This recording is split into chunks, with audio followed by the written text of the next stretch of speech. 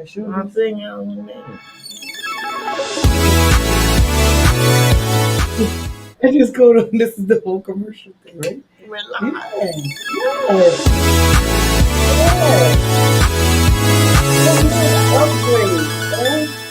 They ain't messing with you, sis. You be over there. You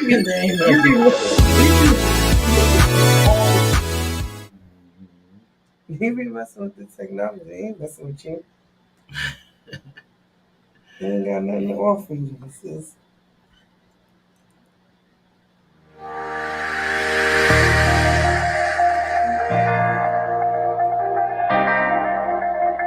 Here at ADDITIVE, we assist our participants in recognizing the power of their voices and the value of their lives through mentoring. ADDITIVE MELLY focuses on young ladies ages 7 to 12. We have proudly partnered with our former ADDITIVE mentee, Takina Sturdivant, and her program, Dare University, which assists young ladies ages 13 to 18 in transitioning into college. Our other partners include nationally known Girls Inc. and the Rutgers Women's Law Caucus. Then we have She Cares, which is our women's empowerment program. We also have a 5-week trauma healing program, as well as other pop-up workshops this summer. So please join us here at the ADDITIVE Family Life Center. It's a safe place for children and their families to grow together. I dare you to care. It does matter. The calling of Dare to Dance is to provide the City of Camden with a heightened education in dance. We seek to incite growth within individuals via learned values throughout a student's education that will carry them to the next level personally and professionally. Dare to Dance is a 10-month program that runs from September to June. With each class meeting once a week, our stars ranging from ages 3 to 18 learn various techniques such as ballet, tap, jazz, hip-hop, and modern. Stars learn terminology and choreography as well as dance history. We also offer master classes for our students and the public. It is one of our many goals to not only raise great dancers, but even greater human beings. We pride on our motto, Dare to Dance, Give Back, and Make a Difference. Dare to Flip is a new gymnastics program that is dedicated to enriching lives and improving the health of our students. Committed to and encouraging traditional values familiar with the sport such as strength, flexibility, self-confidence, independence, and sportsmanship. Dare to Flip consists of 5 sessions in our season running from July to May. Training is available for stars ages 5 to 18. We offer parent and me classes for ages 3 and 4, private classes for all ages, and we host cheer camps as well. We are excited to bring gymnastics to the City of Camden, and we dare you to flip, tumble, and soar.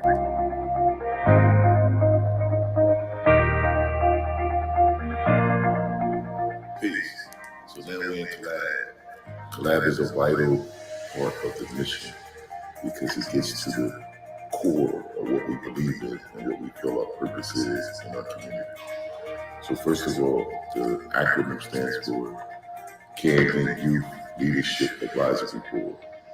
Our principles are based around the principles of the God energy, and the God energy being surrounded by spirit, mental, emotional, and physical. We created an equivalent to that in our classes to teach upon, and the equivalents we came up with law, ownership, knowledge of self, and community. So based upon these 4 principles is how we approach enlightening and educating the young brothers and sisters within our community to get to a freer place and an independent place so that they can feel their purpose in life. Collab. So now we're in WCMV Radio, which is an internet-based, community-based station.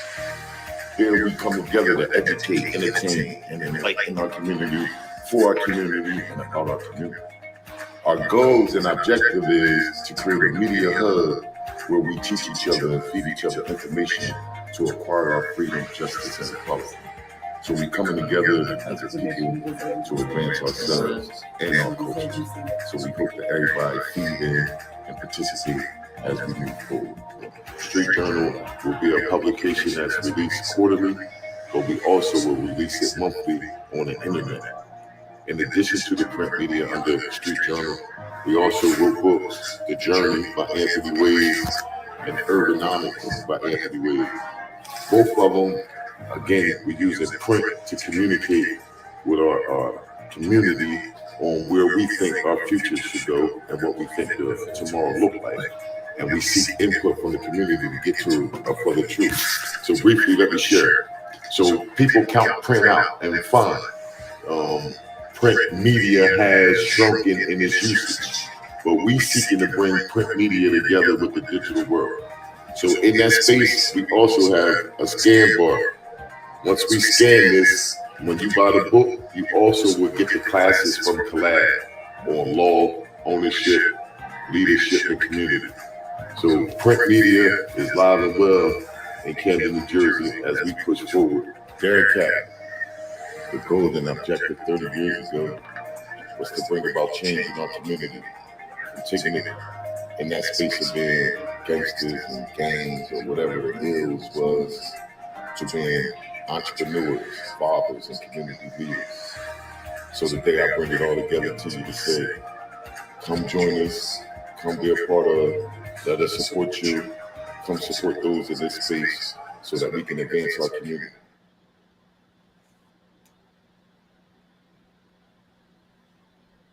All right. Here we are. It's me, JANNYSHMANNY. I'm here with my girl, Janika Quinones, the Mogul Queen.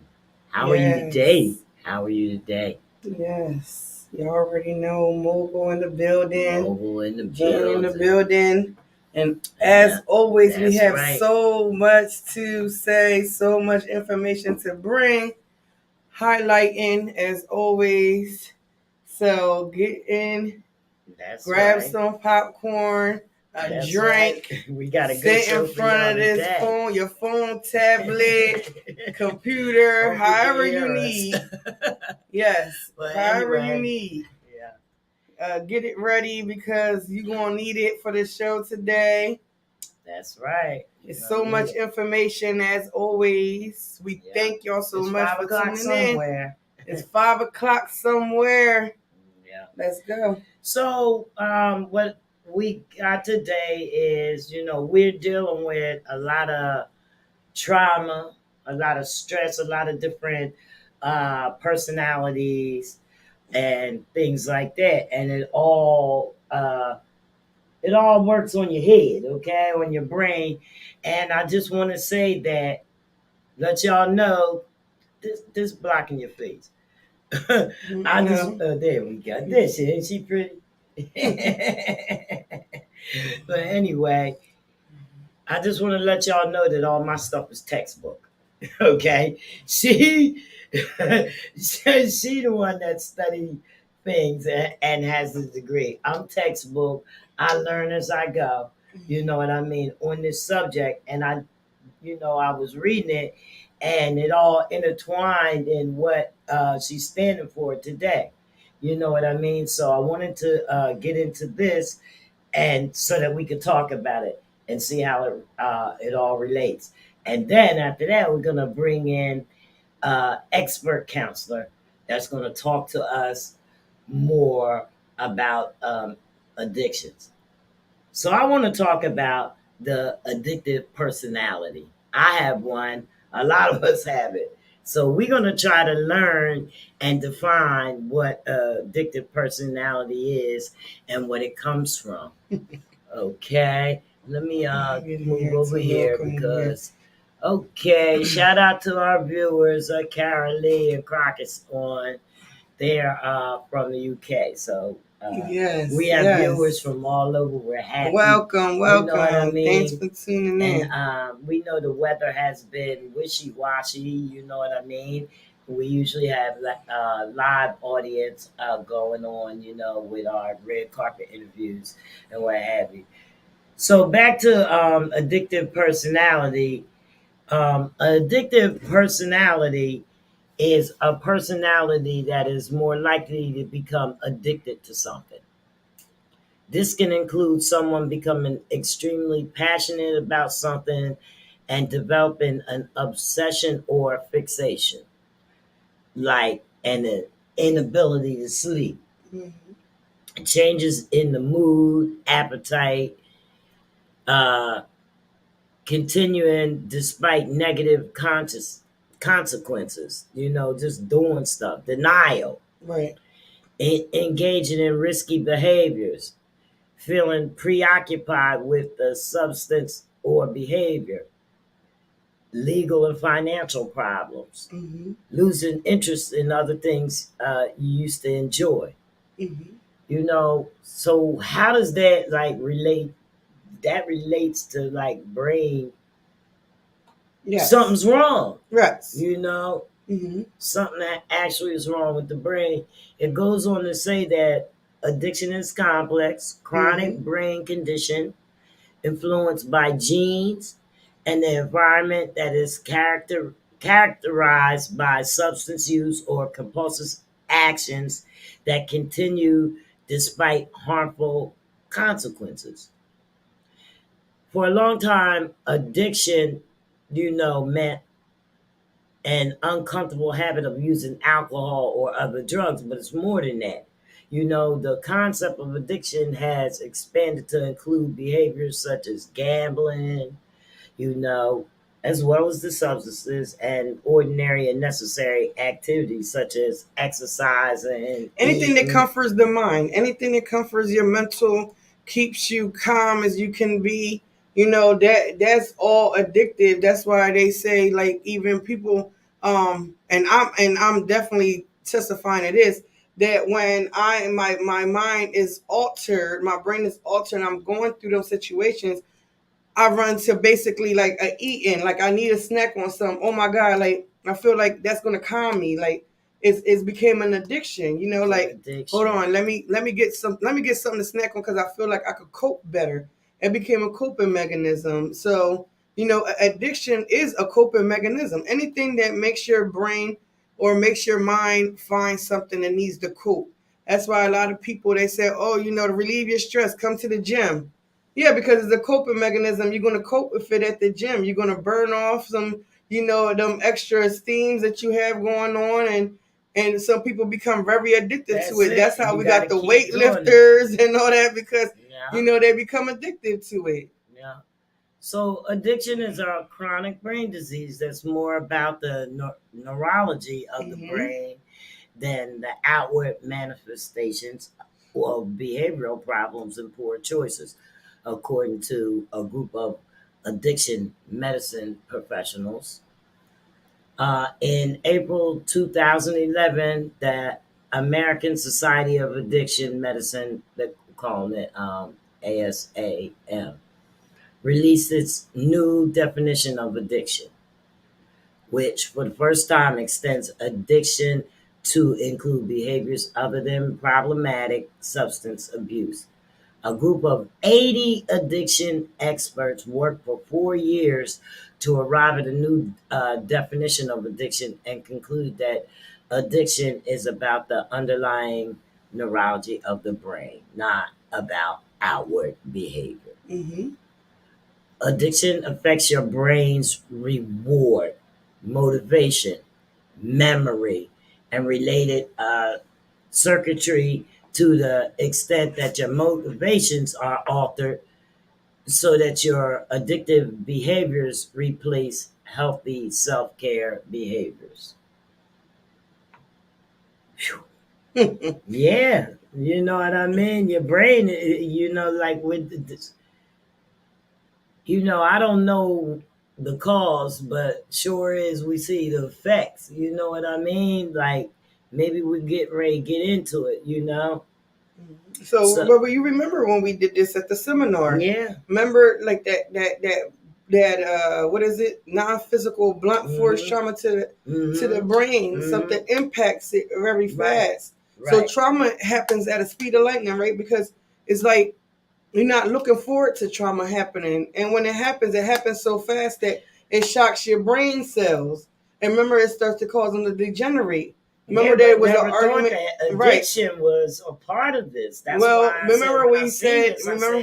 I gotta bring this to her. I remember it was just one of them situations that I didn't get to finish the seminar because I didn't know how long I would be on the platform. It was my first seminar. Right. Just bringing traumatic brain injury awareness and bringing trauma care awareness to the same platform, because they do both entail the same thing. There are so similar. The altered brain injury is the same as what happens when you go through trauma. So we learned that in trauma and in traumatic brain injury, that there are 5 things that happen before we even come to the conclusion that we went through trauma. Yeah. 5 things that could be easily misdiagnosed or undiagnosed before we even realize that we went through trauma. Then after that, we learned that it was 3 diagnoses that come out of trauma, including the 4th one, which is the altered brain injury. So we learned 4 different components of diagnoses that come out of trauma, but we already have 5 things that could happen before we even get diagnosed with trauma. So it gets already complex. There is 5 things, which one of them is anxiety, panic attacks, depression. You get all this before we realize that we even could have chronic PTSD, complex PTSD, condition PTSD, bipolar disorder, schizophrenia. We learned all of that. They're not even thinking that your drunk uncle so now has brain trauma. Now when you diagnose with these things, you have now a mental impairment. Remember, we went to the mental. We was going to the mental impairment. You diagnose with these things, you have a mental impairment. But now remember, my next seminar is going to be mental impairment versus abnormal use. Abnormal use is increased sexual desires, alcoholism, drug addictions, personality disorders, absent personality, because sometimes people can't define themselves. Some people might not even know who they are after trauma. Well, they know it now, because that's why I'm bringing it to them like that. So in order to get people to come and get help, they have to know what they're dealing with. So we never knew that this. So it says that the brain's reward system is also altered in such a way that the memory of previous rewards, be it food, sex, or drugs, can trigger a biological and behavior response to engage in that addictive behavior again. That means you're hooked in spite of negative consequences, no matter what. And sometimes, even though you no longer even find pleasure in the activity, you're just doing it. It's impulse, So your impulse control is altered. Yes, sir. It affects the frontal cortex of your brain in such a way as to alter your impulse control and your judgment. The frontal cortex is involved in inhibiting impulsivity and delaying gratification. So it's saying, let's get it done. Let's do it. Let's do it. Let's do it. And then you don't reach a climax. Put it that way. You don't you know what I mean? It's like your brain going like this. Your brain going like this. Right. And then next thing you know, start doing addictions. It goes slower and slower and slower. And then it comes down and it goes so slow. All it's looking for is for the addiction. It's moving so slow that at this point it's a pulse in looking for the addiction. And it's just only looking for the addiction. It's not looking for anything else. You don't matter no more. Nothing around you matters no more. Nothing could ever matter but the addiction, because your brain cell done slow down. That rapid wave done slow down so significantly that it's just going around in a circle. All it can think about is the one thing. And it's a wavering thing, because it's only the one thing. And then you be like, I don't understand how they can't get off of it. Oh, they could get off of it if they want to. How? If the brain is slowed down so significantly, and it then block the trauma on top of it, like it then block that cortex, that it's just going straight to that. The judgment is clouded. So it's just going straight to that. And to the point where, like I said, they lose themselves. They don't Judgment even is clouded. they don't even really think of what's going on themselves. They just know now they have found something to cope with. Yeah. And their body loves it. Anything we addicted to, we love. We even know if it's good or bad. Anything we addicted to, we love it. Well, this is how the ASAM defines addiction, and they characterize it by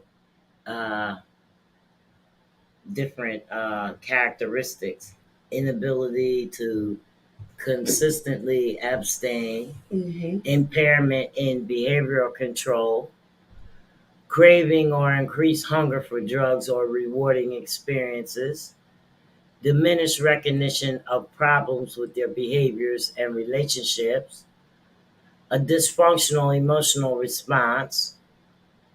Other features of addictive behavior conditions are common and present in addiction.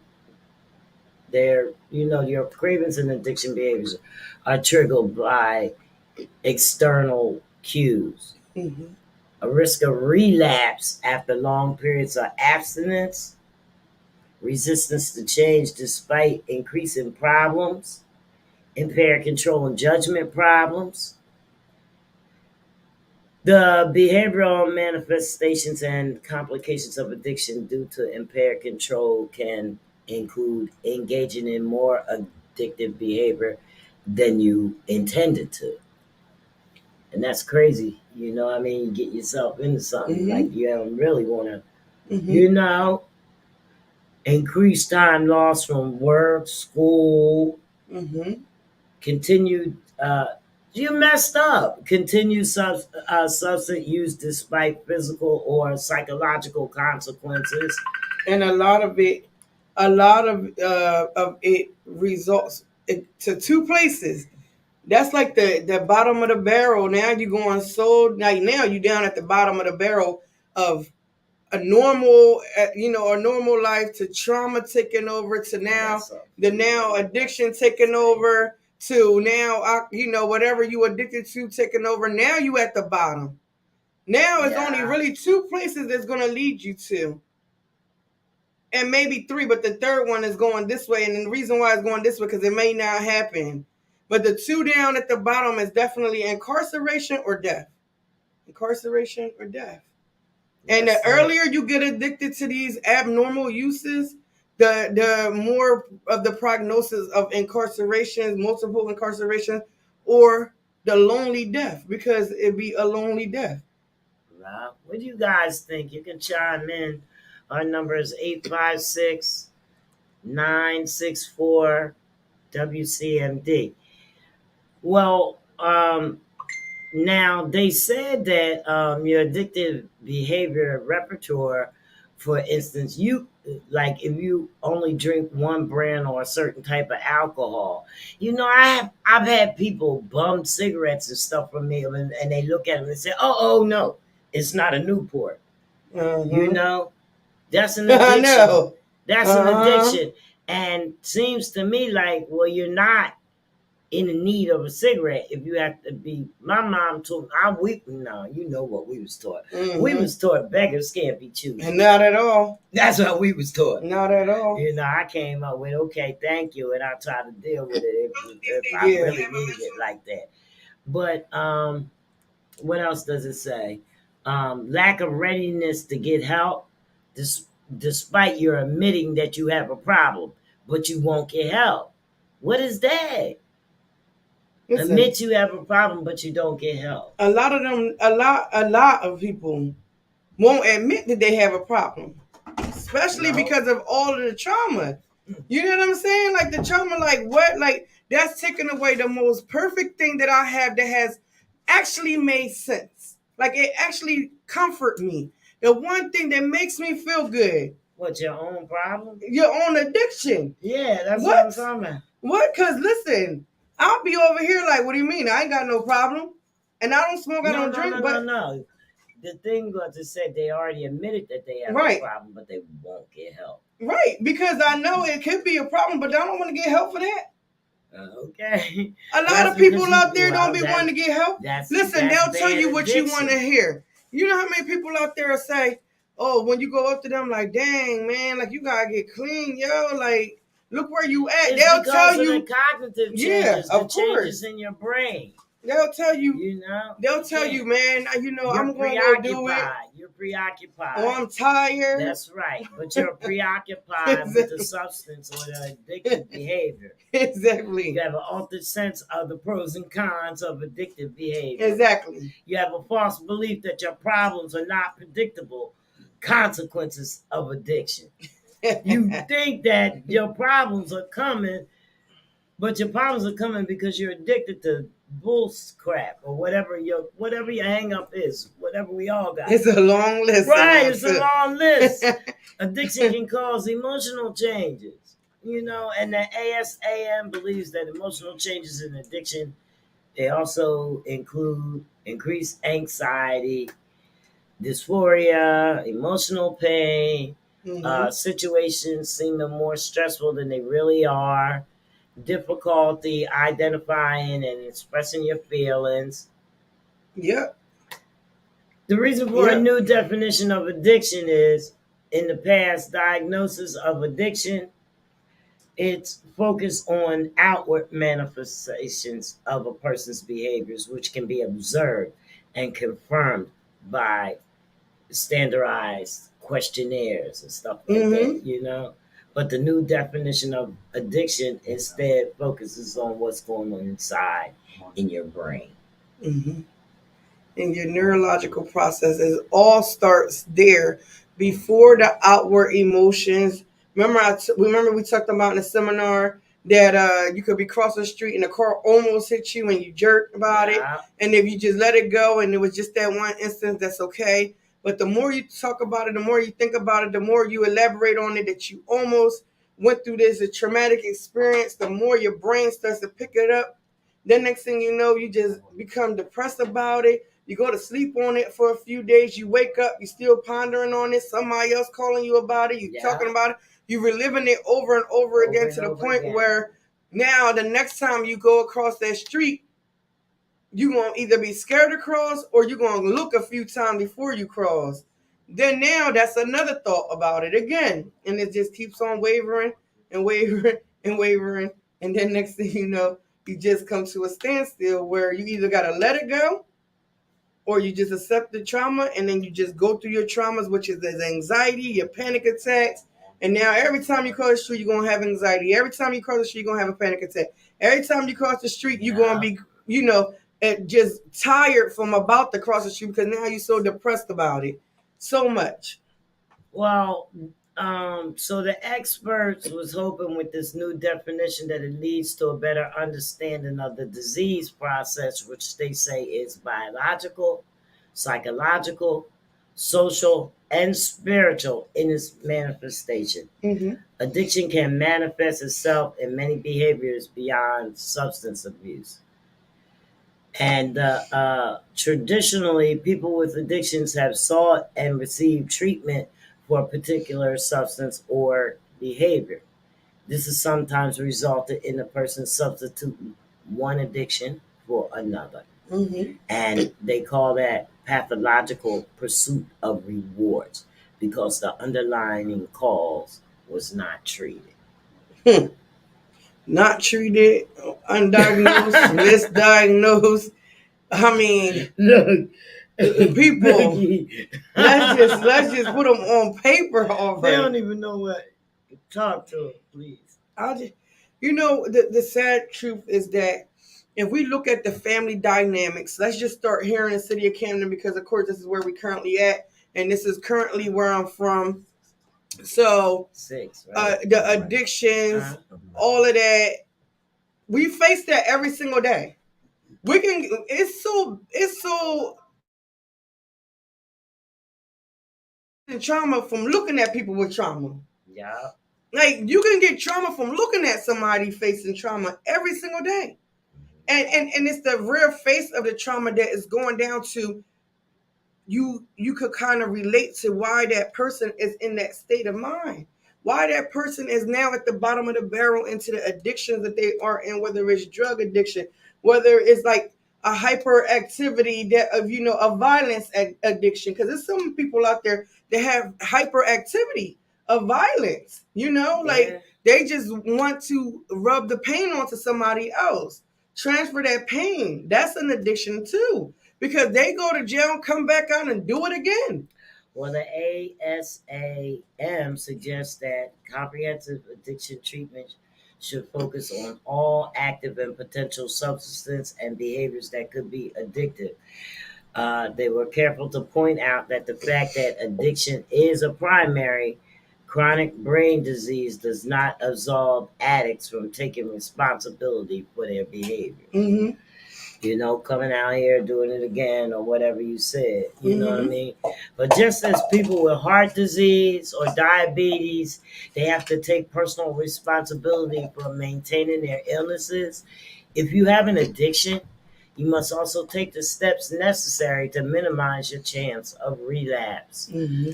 And it's we bring you this stuff because we have to learn this.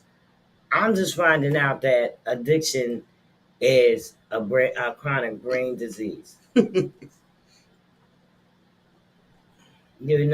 brain is altered. I'm just finding that out.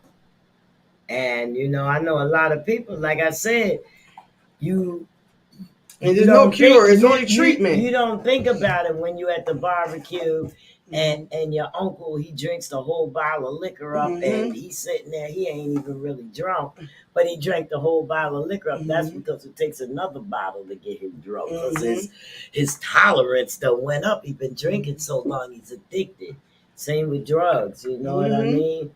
Sex, things like that. Why your boyfriend cheat on you so much? Because he's we call him sex fiend, but it's psychological. Yeah, you know what I mean? And it all comes stemming from trauma. Some trauma. Increased sexual desires is what I try to label it as, to not put it as like rape or you being so seductive or manipulative or narcissistic. So the list goes on and on about the sexual desire. You could be narcissistic, you could be manipulative, you could be a rapist, you could be a whole lot of things out of these increasing sexual desires. But it stems from trauma. So when you think that someone has like increased sexual mood, well, you need to look behind that male or female on why they have increased sexual mood. Because it definitely stems from some neurological process of trauma. They definitely not admitting that they something's up with that. They definitely not admitting something's up with that. So, as you know, this is the Mogul Queen, with her foundation, Rare Jewel and Mogul Queen Consulting, and you can tell them a little bit about that. All right. Well, you already know Mogul Queen. I have a nonprofit organization here in the city of Camden that launched in March of 2020. Called Rare Jewel Nonprofit Organization. We raise awareness for traumatic brain injury children related to near drowning. And also I do pool safety education and collect and distribute life jackets and give them out to children 5 and under. If your child is on a spectrum and live near the city of Camden, a life jacket can be dropped off to them personally.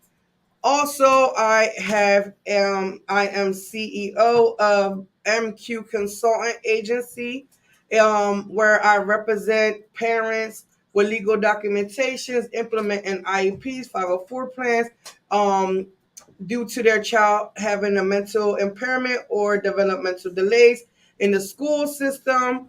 Also, if your child has experienced bullying and you're not finding any results in the city of Camden or anywhere else, I am able to help you under the federal laws and the federal laws that basically represent us. I've had numerous parents this week alone that I actually assisted, and the funny part was that one of their parents wasn't even from the city of Camden. Doesn't live in the city of Camden. So when I say that I'm an international special needs advocate, I mean exactly that, because the laws that my agency follow or are under actually will cover that. It will cover the legal documentation. So what we found out too, Jenny, is that when a child is not getting the assistance that they need inside of school, because one of my parents had to call actually a special needs lawyer. I had to refer them to a special needs lawyer. We found out they're in place of negligence. So listen, my agency is really, really like, we doing things out here. We getting things done. If your child has been a victim of negligence inside the school system, with when it comes to the educational setting, if they're not getting the help that they need, you think you need for your child with assistance, if they do have an IEP and a 504 plan, and the school is not following the criteria, or you feel like the IEP and the 504 plan is just not working for your child, they may need to be revised again. If the school is not helping or implementing that, please call us at 856-202-7660, or you could go on the website. What is it? www.mqconsultant.info. You can email us at mqueen@mqconsultant.info. Also, if you want to get in contact with me about Rare Jewel nonprofit organization here in the city of Camden that is about to launch now this weekend at our second home in Massachusetts, Springfield, Massachusetts. March is actually Traumatic Brain Injury Awareness Month. The actual day for Traumatic Brain Injury Awareness Day is March 13th. This year it falls on a Sunday, so we're doing it on March 12th, which is a Saturday. But nonetheless, Traumatic Brain Injury Awareness Month is here. It's a big, big, big, big awareness. People, y'all don't even understand how big this awareness is and can go, because traumatic brain injury can stem from traumatic brain injuries to altered brain injuries to mental impairment to altered brain matters to increase neurological function, decrease neurological functions. The mental impairment can go into a abnormal uses, which we are here to talk about today, even coming down to addictions. We're coming down to increased sexual desires. We're coming down to so much when we're learning about the traumatic brain injury, because this is all stemming from the neurological inside your mind process. Like, it's all processed in your brain first. We might learn something and become some better people, man. We might get ourselves fixed up, because I didn't even realize nothing. You know what I mean? Get it while it's still classical trauma. Get it. While it's still classical because that's trauma. what we're going to be before doing it become complex or chronic. All right, so can I jump in real quick? Yes, well, finally, here you go. Don't even know what what was we talking about? Right, so I heard about you was listening while traumatic trauma and addiction, the merge of it, right? And we're trying to figure out. Well, I think the conversation was about sexual desires and what comes with it, right? It was all about addictive behaviors. Addictive behaviors, right? Yeah, we said about that. Sexuality, right? We said that, and it's inserted and it's connected with addiction. If you have an addiction problem of drug or substance, any substance, right? So it's like, are you in a relationship, or you're by yourself and you want to do well because you believe in God or a higher power, right? Well, that's the part they left out. I'm gonna address that in a minute. Go ahead. Right. No. All right. Go ahead. Yeah. So go ahead. So from I'm not gonna say example, but from hearing other people's stories, and it comes from stemming sexuality. Desire comes from being a child, and that's what it said. Yes. Yeah, and mostly it comes from the household or the neighborhood or where you was raised up in, and a lot of people in this world have been touched of some sort, and that's how they became damaged of some sort, right? So as you got older, you learn ways to cope with the trauma, sexual desire, suppressing the thoughts, trauma, the trauma, suppressing the thoughts of how the violation that you once occurred.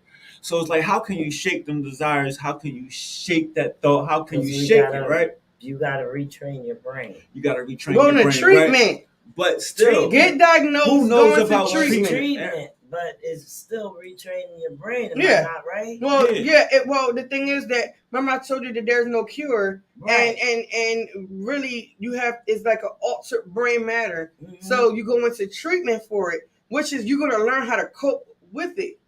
You have to learn how to cope with what you have left of your brain. Well, this is what they've been thinking that they've been doing this whole time. That they've been coping with, and whether they was blocking it out or not. What happened? Whether they was blocking it out or not, you would think that you was coping with it. Right. I mean, you got something in the back of your head. Right. So it's not about just coping with it. It's about understanding how to cope with it, right? Well, that's when you go into treatment. But the thing about treatment is it's about identifying, first of all, the facts of that you have a problem. Hold on, Will. Tell us who might help us with identifying it.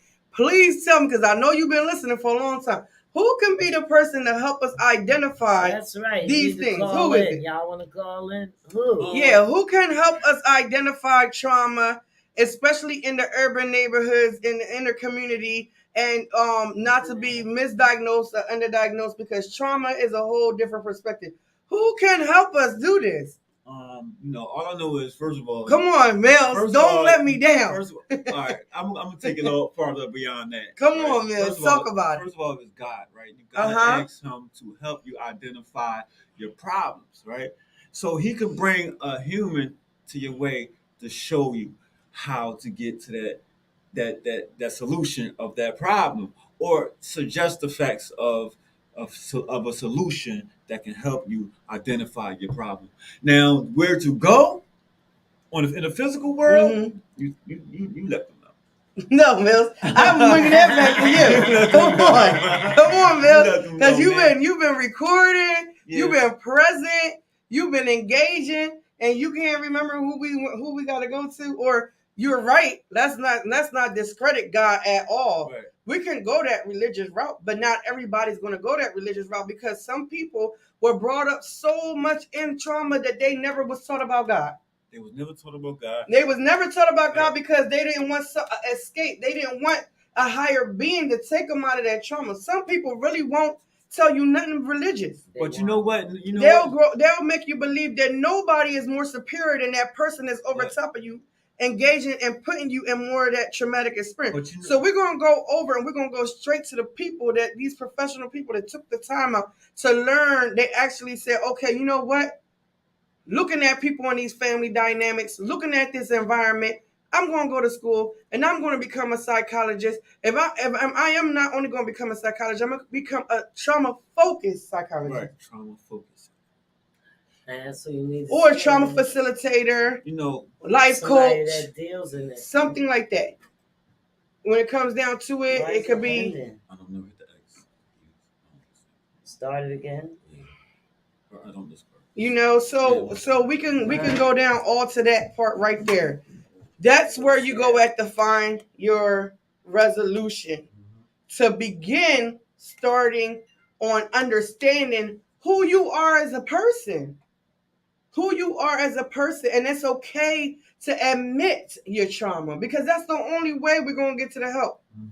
And then it said that what do you do once you admit that you have the problem? The problems, you know what I mean? So you go see a psychologist. Most people, they're not even moving on anything like that, so at least if we can get you to recognize that there is a problem, some of us can try to heal. And if you don't know where to get a trauma-focused psychiatrist at, here in New Jersey, psychologist or psychiatrist? Psychiatrist. Psychiatrist. So if you don't know, I have some from New Jersey Does that mean that you're crazy? No. I mean, no, none at all. I honestly believe now that I've actually been engaging in trauma now for a while, and actually even learning about myself. The disorder itself will cause you to look crazy. Yeah. We use that term very loosely, crazy. Yeah, anything outside of the ordinary. of course, out of the normal, it's crazy. It's He's crazy. A weirdo. Yeah, you know how many times I was called crazy? Oh my God. And I mean, at the end of the day, it is what it is, I'm not going to deny it, and I'm not going to apply it, but I'm just going to say that I have been called crazy a few times. Oh, yeah, man, I've been crazy. I've been crazy. It's just one of those situations that trauma versus trauma. Maybe my trauma was a little bit more extent than your trauma, so now I'm the crazier one. But anyway, we gotta realize you have to realize what you went through, and a lot of us, no matter what, we know what hurt feels like, and a lot of it comes from a hurtful place. And the only way some of us can heal is going into treatment. A lot of us can heal only going into treatment. Some people just be like, man, this everyday life, this everyday struggle, man. Why you thinking like that? Oh, why? You know what I'm saying? Like, why you worried about that? But everybody can't take it the same way. You know what I'm saying? That's for you. Everybody can't take it the same way. Everybody's mood, everybody emotional distress is different. What one hurt for, the other one don't hurt for. What one they call strong, the other person is weak. So you gotta take accountability for your own mental health. Take accountability for your own trauma. Take accountability that you want to improve your life, your quality of life, because ultimately results. And remember, we said in the seminar, you can die. You can die. You can die. You can die. You can die from being so depressed. You can die from going through so much trauma. You can die from a lack of help, lack of, just admitting. Health reasons, Health reason, because, yes. Sclerosis of the liver, lung cancer, all this stuff. Exactly. Taking a bad I'm not drug. going to say I don't have addictions. I smoke cigarettes and things like that. I can die. So, ultimately, you want to be the most healthiest you can be. And you can't take care of nothing going on down here if you don't take care of everything that's going on up here. So this is what I have to say, man. To even come to that point of recognition, right, of yourself and the problems that you have with yourself, right?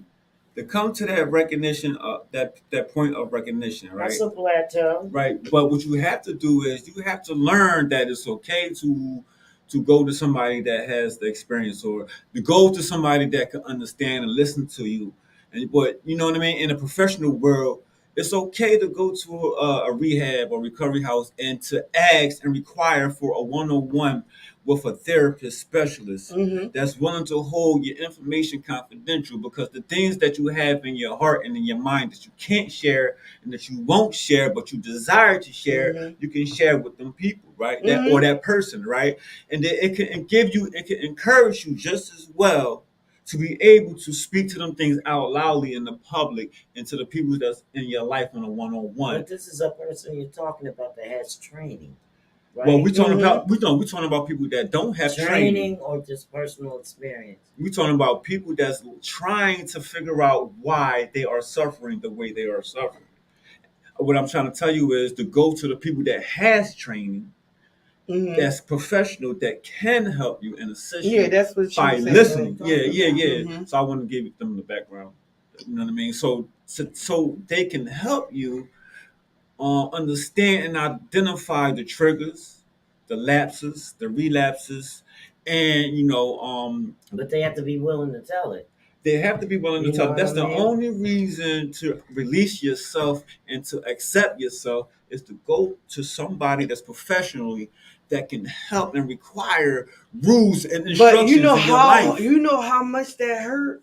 You know how hard that is? It's hard. That's the beginning right there. I tell y'all all the time, when I went into treatment, That was so hard. Oh my God. But I tell you one thing for sure and two things for certain. It relieves so much of my heart to have finally not only to be able to tell it, but to find a way to cope with it. And to be able to say, I'm actually finding my healing. Right. I'm finding my grounds. Yep. Because some things you need grounds for. Yeah. I'm finding what triggers me, what don't trigger me. Right. I'm finding who to hang around, who don't hang around. Yeah. I'm finding so much about me. I'm taking out time to that was my self-care. To go into treatment and find so much about me that I was now able to say, wait one moment. I was doing this because out of my trauma. I was doing this because out of my trauma. Oh my God, who am I? That is called acting out because it's so much that's inside of you that's building up. So you don't know how to release it and accept it and become yourself. You know what I mean? Mm-hmm. So you're acting out and then you're being rebellious because you have no information on how to be assertive as an adult and as a person. Well, as y'all know, I went through my traumas early. Yeah, so I went through my trauma so early. I was growing up with my trauma, and my trauma was making me be this person that of course, my brain was altered, so I didn't even notice that I wasn't supposed to be like that. Right. I wasn't supposed to be this person. This was making me feel so normal. Right. Yeah, even some of my trauma would hurt me. Like, why did I do that? Right. Like, oh my God, now I'm upset about being upset. Where it stems from. You know? So it's like if you can take your child early, man, as a child to a professional therapist and encourage your child also to open up to that person, even though they don't want to open up to you because of the fear or the thoughts they may have.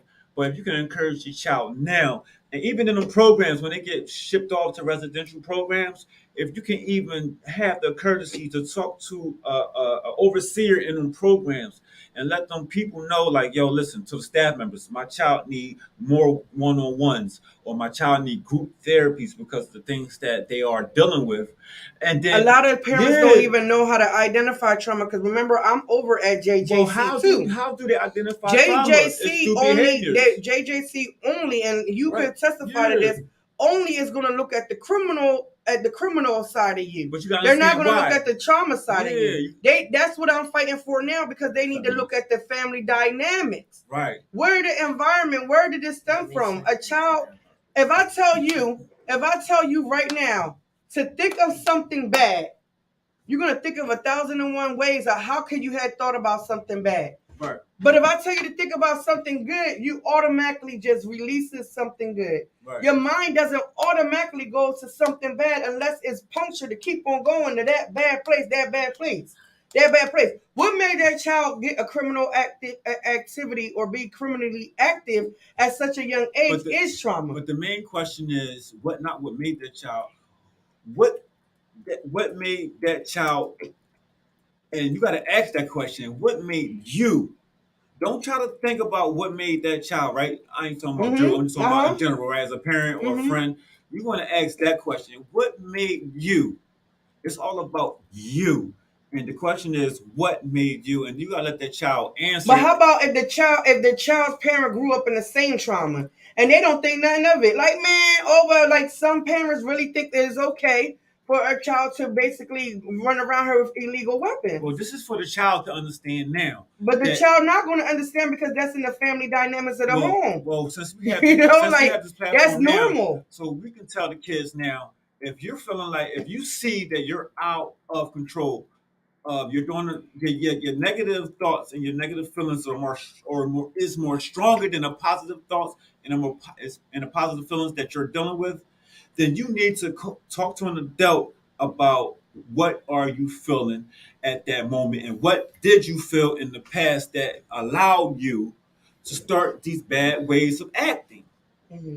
So if the child don't know how to identify, but the parent do, or the parent don't know how to identify and the child don't know how, it's up to somebody to understand. So I prefer for the child to understand how to eliminate the things that they're going through, but so they can take the initiative to get themselves better if nobody else is helping them.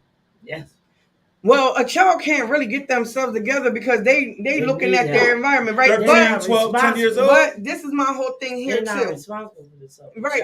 This is my whole thing too, Mills. Come on. Let's think about that. Exactly. They are responsible for homelessness. When children but are. but now my trauma is focused me being on me being homeless. Right, nothing more. All right, 5 minutes. Ready? We have to implement stuff. We have to implement at the JJC for them to do these questionnaires, have this family dynamic. Let us know if you can hear us. Right. All right. All right. We're wrapping up here. We got our guests coming. Yes. Let's do it. Let me introduce you to. This is Melly Mel. We have Mogul Queen, Janika Quinones. She has a. Go ahead, tell them what you do. I'm Janika Quinones. I have a nonprofit organization called Rare Jewel Nonprofit Organization, raising awareness for traumatic brain injury children related to near drowning. I also have a consultant agency called MQ Consultant Agency, where we help children in the educational setting by adjusting and implementing the IEPs or 504 plans. On behalf of the parents. Also, what else? We also help with bullying, and all of this is under federal laws. So we basically help out with the parents of anything that has to do with federal laws in the school system. Yes. Hey, Melly Mel. All right. And of course, you know Mills Young. I'm JANNYSHMANNY. Nice to meet you. We had a discussion today. I'm not sure if you were listening in or not on addictive personality and how it ties in with brain trauma and brain disorders. So we're learning a lot. I'm strictly textbook. She's the authority over there on brain trauma, and I'm the foot soldier. And he, I guess he is. So you have the floor now, Melly. See if we can hear you. Okay. Here we go. Perfect. Yes, sir. Peace, family. I'm Melly Mel, right? I'd like to begin with acknowledging the unseen. All right. Ashe. And I want to start with my brother Mills. Love you, man. You know. Love you too, brother. We met through recovery. You know, what I like to first let me start with me. On this Sunday, the 13th, will make 7 years for me without putting any mood or mind altering substance in my body. Right? And, what a wonderful thing to.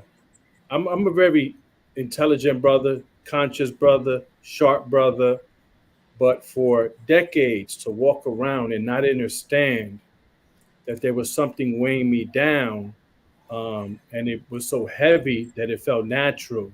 So what a relief, man, when that thing was just taken off your shoulders, right? And you get a new perspective. Little bit about me. I'm 53. My first 12 years of my life was in the Bronx. I was conceived in the Dominican Republic, right? I'm fortunate. I'm one of them brothers. I have a high regard and respect for our sisters. I've been with one woman for 28 years, right? My wife and I have been together 28 years. And I've always understood the divinity in the female. You know, I'm one of them cats, man. I get high. I take that shit back to Atlantis. You know, I take this shit off the planet. You know, today, when I go to Newark, right before the pandemic, I would go to Newark, or I would go to New Brunswick, or I would go to Trenton.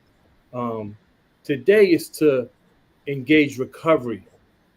Back then in the 90s, it was to attend Black History lectures. You know, Dr. John Henrik Clark, Dr. Ben, Molefi Keti Asante, Dr. Molefi Asante from Temple University, who coined the concept of Afrocentricity. You know, that's always had, that resonated more with me than being in the club. You know, and from my first 12 years was in the Bronx, right? And um, my mama raised three boys, and you know how nice it is that I could really say there was no trauma and no drama. We didn't have one bad. I got to sit with my. I'm the oldest. I got to sit with my brother who's 18 months younger, and the baby who's 9 years younger, and we got to sit recently and a couple of years ago, and I said, "Yeah, I need to ask you a serious question. Turn the game off. Can y'all remember one bad day with mom? Can you remember one bad day with mom?" And we couldn't. You want to talk about the personification, the embodiment of class, grace, and dignity, um, welfare, projects, um, and come to understand, how that will leave such a lasting impression. Because when people look at me and be like, "You in recovery?" Absolutely. I had a brother with 17 years clean say to me, "You smoke crack?" Until the fucking pipe exploded. Absolutely, right? Exactly. Right. Man. So to be like, what happened? Like what happened? And when I tell you, listen, from the Black history, then in the 2000s, I got into the metaphysics. The Dr. Phil Valentine, the Bobby Hemmets, all of that stuff. That just always grabbed my attention. Higher levels of consciousness to be fully grounded. Mills, foot soldier. To be a Yeah. foot soldier. To be able to go stand on the block. And at the same time go have a conversation with a person with letters in front and behind their names, right? To have, to be swift and changeable, right? Mm. Swift and changeable. I And know this. Strong. and to understand like what happened, and to study so many things. Listen, behind me, just crazy. Um, we study Black history every February, right? But I like to ask people what you know about Dr. Carter G. Woodson, and people say absolutely nothing, right? The second brother, the second melanated man to get a PhD from Harvard, and he wrote this book called The Miseducation of the Negro in the 30s. And 80% of that book, and 80% of that book is still relevant today. And it reads that when you control a person's thinking, right, you control how they live. You no longer need physical constraints. The mental constraints will suffice. And listen, there's a word called synchronicity, right? Which means coincidences. The brother who I just talked about, who said to me, with 17 years clean from Newark, "You smoke crack?" He just called me. And we ain't spoke in months, right? So again, to understand the power of words. Like for example, I don't greet people with hello. Absolutely not. This is not our language, right? Hell is low, right? We're not even understanding the power of the subconscious mind, the deep mind, right? The spirit mind. So I always greet people with peace, good day, little things like that make a difference because we don't really understand. Like to be a physical slave is one thing, right? Because at least I'm a slave. I want to get out. But to Conscious. be a mental and spiritual slave, and not have a clue that you enslaved, and to fall in love with the enslavement, that's a whole level of sickness, right? So I'm grateful, right, to go through my experience, right? Because I understand, right? Let me take that this is the deadest I'll ever be. You know what I'm saying? Like we come from a rich. I used to get high and say, let me tap into our shit. How do we get down before the pilgrims, pirates, and plunderers bopped us in the head and disoriented us, right? And listen, no disrespect to anyone in any way, shape, or form. But I remember coming across again. We got athletes. We got this. Let's talk about a black sociologist. A Well, black. can I Come on. ask a question in between there? Okay, so you're thinking about all this stuff as you was getting high. Was this things that you thought about before you got addicted to drugs? Like, Yes. or was this part of your Yes. addiction to study? I did this one time, right? Mills, I thought I could control it. I used to work I used to have two full-time jobs, right? And I would be off Friday by 4 o'clock. So I would have all Friday evening off, all Saturday, and then go back Sunday. Right. And I said, listen, this cocaine is tearing my ass out the frame. I'm starting to feel my nose might have a hole in it, deviated septum. So I said, let me control it. Right. So it was Misgiving, so-called Thanksgiving. And I said, I'm not going to get high this weekend. I got like a 4 or 5 day weekend. I'm not going to get high. And the next time I got high was February. And when I hit that first line, first thing, go grab a book. Go grab a study. Wow. Right. But I've always been, it's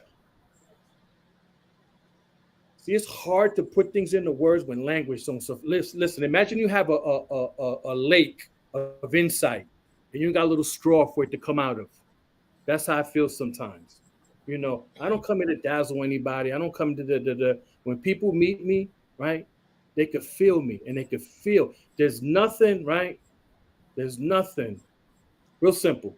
My religion is kindness, and God is love. Simple. Right here, right now. Right here, right now.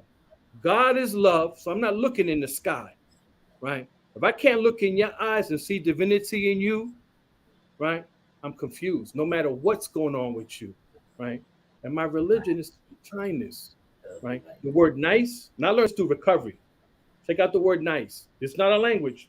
When you break the word nice down, it means ignorant, foolish, and stupid, right? So I learned today not to be nice, right? Because nice will get you fucked up. You know what I'm saying? When someone is showing me who they are, today I believe them. And I love them afar, right? I'm going to still treat them with kindness, right? Because little things like that I wish. I worked in the worst school district in Monmouth County, New Jersey for about 20 years, right? Never had any issues. I loved it. And then at night, at 3 o'clock, I would report to my other job, the Juvenile Justice Commission. The young men would come from the state prison, the juvenile state prison. They would be in a program, right? And I wish today that we would teach spiritual principles. Spiritual principles. The power in spiritual principles. Listen, my gig today, I work for this corporation where we get a lot of members who come from behind the wall, and we help them get re-entry into society, right? And it's so wonderful, man, when you could connect. Listen, there was a book way back called Cool Pose, right? And what this book talks about is that brothers like MILLZ, see, what I love about the brother is he keeps it 100, authenticity. Yeah, I'm hurt. I'm fucked up. I need help, right? But what Cool Pose would talk about from a black sociologist, that we got to put on this front. Like, it's not cool to talk about, I'm hurt. I'm in pain. Why is it that we could stand on the corner and talk about Biggie and Tupac, right? And LeBron and Jordan, right? But we can't talk about, yo, I'm hurt. I really love this young lady, right? I don't want to treat her like y'all taught me to treat them, right? Because the minute that they break up our families, we done, man. We done. Let me tell you about, listen, I remember I come home, my house smelled like skunks in my house. Both of my sons, right? I felt like I lived with Bob Marley and Snoop Doggy Dogg, right? But guess what? MILLZ. Yes. I ain't touching that shit. Right? There's alcohol in my house, right? Right. So today, man, to be able to walk the land, imagine you really thinking you seeing, but you're not seeing, you really blind. And through spiritual principles, you get to really see. My wife was just diagnosed with stage 1 and stage 2 breast cancer. Before recovery, before having a program, before understanding principles, right? I'd be fucked up, right? I'd be fucked up. I want to fix, manage, and control. And listen, yeah, I'm gonna keep it 100. I come upstairs, she got a Coca-Cola on the bed. Now again, this type of shit. 1930s, there's a brother named Dr. Otto, a Caucasian, Warburn. He proved, he won a Nobel Prize for proving no cancer can live in an alkaline environment. Now I get to understand why they killed Dr. Sebi, right? Yeah, they Now I killed him. understand, right? Because I'm not allowing anybody to alter my divine DNA. Absolutely not, right? But you know what it feels like? Like you got a key to unlock a door, right? And it's right in your pocket, but your pocket is sealed shut. I can't reach in my pocket and give it to my wife and say, babe, you're feeding the cancer, right? Starve the cancer, right? And guess what I got to do? Practice the recovery. And guess what? I got to surrender, right? Which means today, relax, right? And that ain't cool to talk about surrendering. What? Listen, at 17 years old, right out of high school, I was in the Army. I'm an old soldier, right? Show me in the history of America that we surrendered. You can't. Never did. From the streets, surrender. You got to live with that the rest of your life. Absolutely not. That's weakness. Right? That's weakness, right? And here in recovery, there's great power in surrender. But the initial surrender has to be, I give up. I give up putting that poison in my body that fucks me. And I check this out. Two things, right?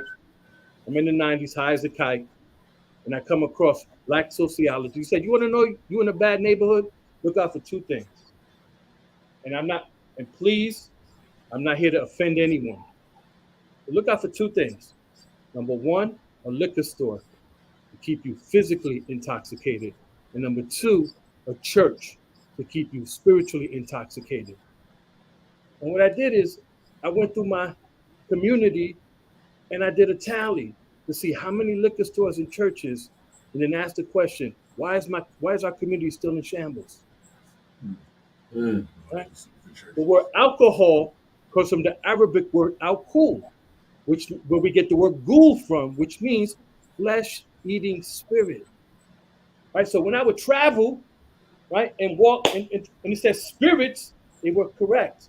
You know what they left out? That they were malevolent spirits, that they were lower energy parasitic spirits. Right?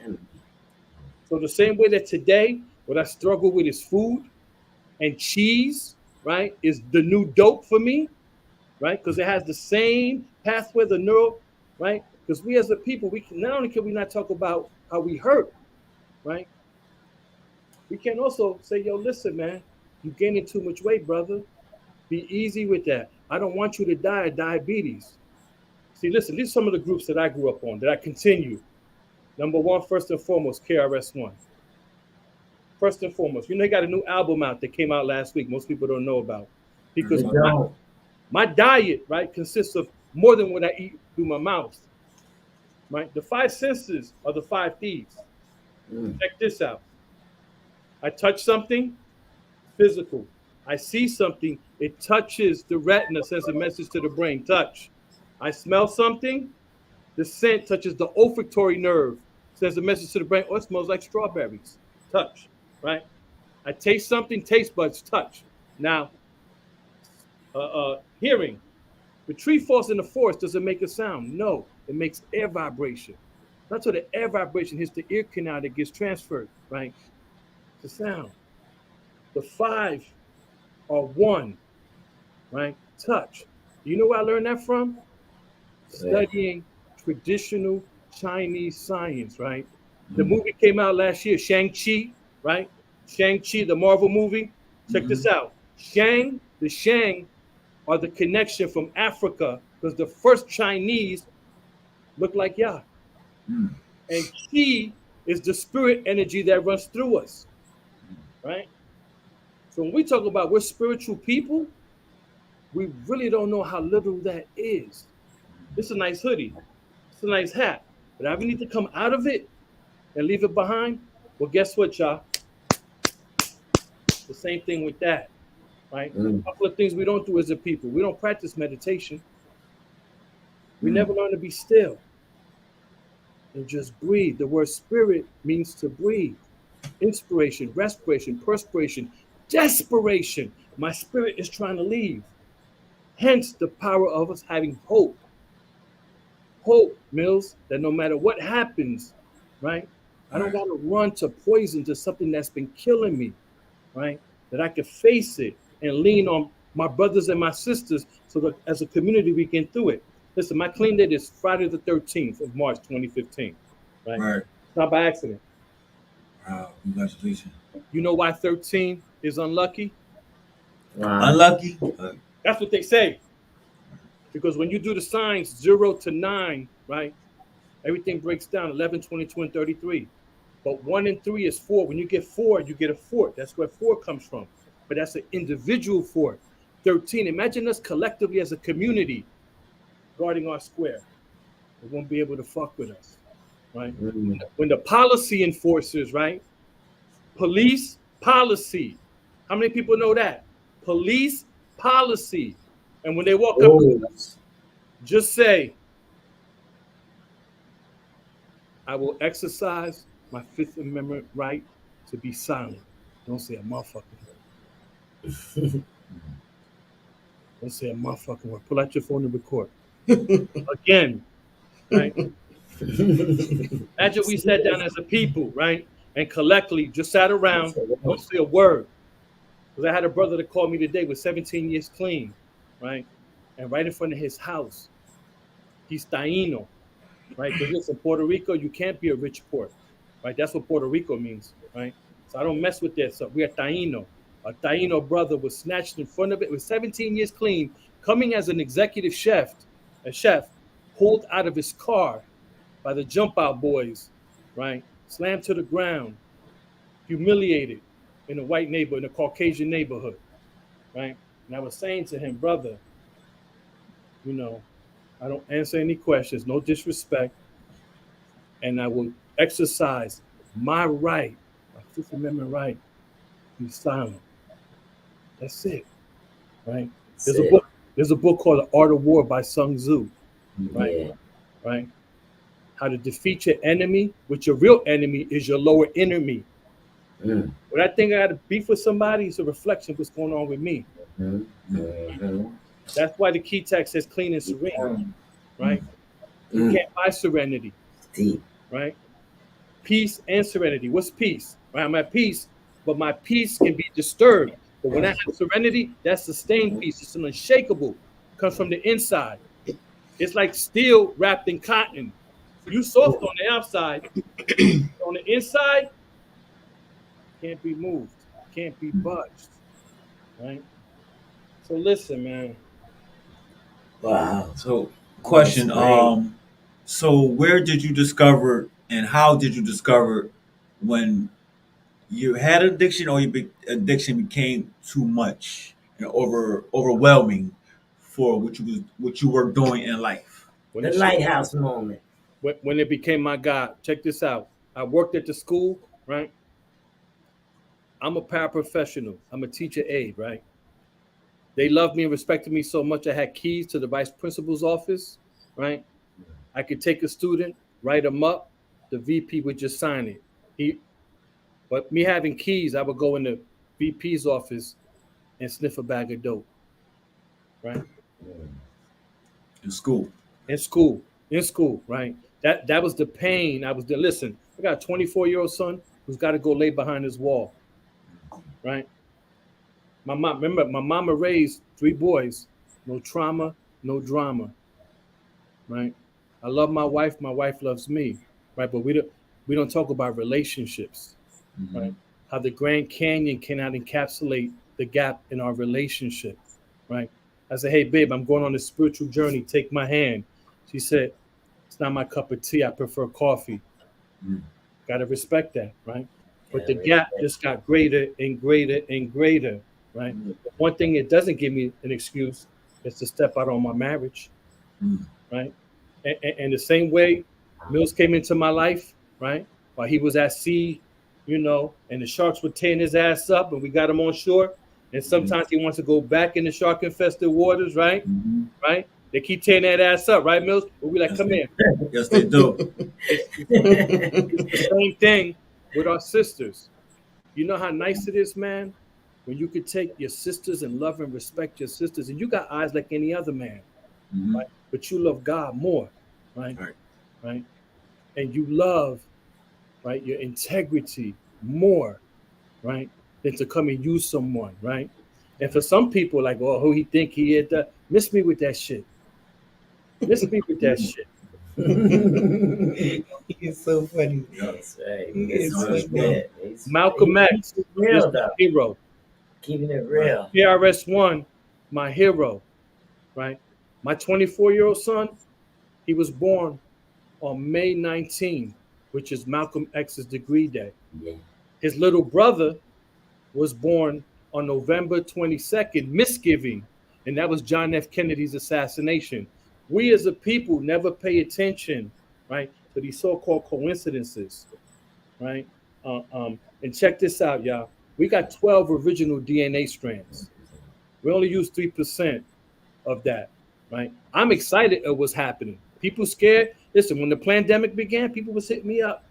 Melly, they ain't laughing at you now. They don't think, because I would always say to them, they want to talk about Tupac, whatever. I would say, listen, brother, sister, get yourself enough water, get yourself enough food, get yourself enough supplies, and get your intestinal fortitude up. Just in case. Because this wretchedness that we're living through, it's got time. It's got time. 1619 was the first slave ship came to America. 2019, oh shoot, 400 years is up. Do the knowledge, right? So I'm giddy than a motherfucker, no matter what comes down the pipe, right? So even with all that, even with everything going on, I would still be like, yo, who can I help, right? Who can reach out and help? Because disease, how many people die a day? A lot. A lot. And A it's very lot. preventable and treatable, right? But guess what? Dr. Doolittle can't write me a prescription for it. The priest, the imam, and the rabbi can't pray it away. Those things may enhance what's already there, but ain't nothing like a member who knows the path. Imagine me going to Camden and I don't know my way through Camden, right? And you give me a map. You say, here's the map, Melly. And I take the map and I throw it in the garbage. I don't need it. How's going to be my experience in Camden? Rough, to say the least, right? Yes. To say the least. So it's nice to come and have where people have found a way out, or should I say they found a way in, right? Because that's where the key is. Stop looking outside for contentment. When you can't find it, when you come to the realization, bring it back home. Learn to sit with self, right? So anyway, man, Mills hit me up. So, I like to actually, fight in the cut. actually, one more question. You have any questions? But this question I want is towards traumatic brain brain injury, right? Injury, right? How do you relate traumatic brain injury with addiction? And we're talking about from day one of what occurred in your life to when you started using and it started spiraling. He said nothing. He said there was no trauma in his life. He couldn't remember not one time we had trauma growing up. Well, with his mom. what about even up to the Maybe point of using? environmental trauma. My trauma began in my marriage, right? Okay. When I married into a highly dysfunctional family, right? There you go. And with a mother-in-law who is still sick and suffering, right? Right. With a brother-in-law who just came home from laying down for 4.5 years, right? With a litany, right?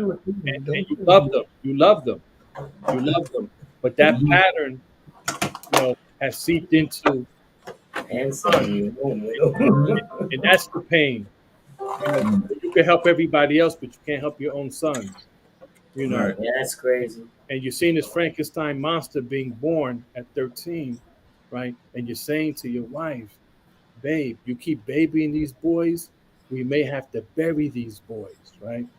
And And in April 2020, I got a rude awakening knocking on the door, and they snatched my son up. They had him outside with some serious charges, y'all. Serious weapons. That's not how I raised him. Right? So that's where it came, the pain that you can't communicate with your life partner. And I like to share this, right? Listen, y'all, I ain't dissing my wife. Don't let's not get that twisted. I wear Crocs, right? Because I wouldn't be able to tie my shoes without my wife. Let me make that clear. Right? But imagine feeling like you're married to Miss MOGUL and you live in the Twilight Zone. Try to fathom that. And everywhere you go, a number of peace, love, and respect. Everywhere you go. People, that's a wise brother. That's a good brother. I could trust my lady with that brother. I could trust my baby with like that sometimes. Exactly. Like sometimes you know, people can be so cold and you represent like the best of things and they know it. You know what I mean? Nobody's perfect because obviously you slipped one or two times. You know what I mean? So like don't base like you know me. Okay, you've been knowing me. What'd you say? You was married for 28 years? Yep. 28? We've been together 28 years. I've been listening. 28 years. 28 years, you know me. Okay? And you get mad at one little thing and then everything's over, gone. I'm somebody else. You're somebody else. Like, that's trauma all in itself. You know what I mean? Which can change a person. You know what I mean?